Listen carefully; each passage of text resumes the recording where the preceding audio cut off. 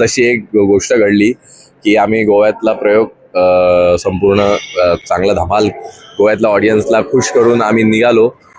एक 10-12 तासाचा प्रवास आहे तो.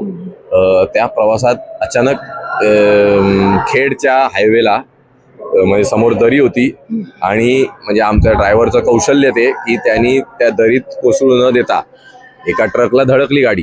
त्याच्यामुळे आमचा ॲक्सिडेंट झाला मोठा. त्याच्यामुळे काही लोक जखमी झाले.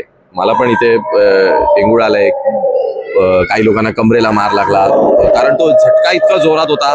कारण समोर जी बसला काच असते ती पूर्णच्या पूर्ण काच फुटून आमच्या जो हे ऑपरेटर म्युझिक ऑपरेटिंग करतो त्याच्या डोक्यात खोप पडली आहे. त्याला घळाघळा रक्त व्हायला लागलं. ड्रायव्हर जो ड्राईव्ह करत होता त्यालाही हॉस्पिटलमध्ये ऍडमिट करावं लागलं. 2 जण खूप गंभीररित्या जखमी झाले.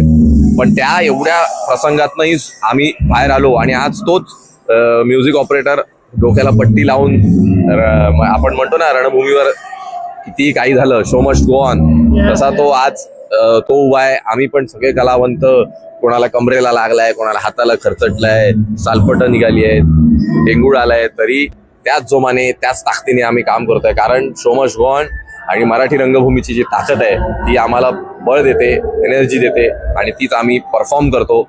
आणि असंच ईश्वरचरणी रंगदेवतेचा आशीर्वाद असाच राहू दे हीच ईश्वरचरणी प्रार्थना. नक्कीच कलाकाराला रंगदेवतेचा आशीर्वाद असतो आणि धगधगती मुंबईच्या माध्यमातून या नाट्य प्रयोगाला किंवा या नाटकाला खूप खूप शुभेच्छा सर. आणि धगधगती मुंबई बरोबर गप्पा गोष्टी केल्याबद्दल.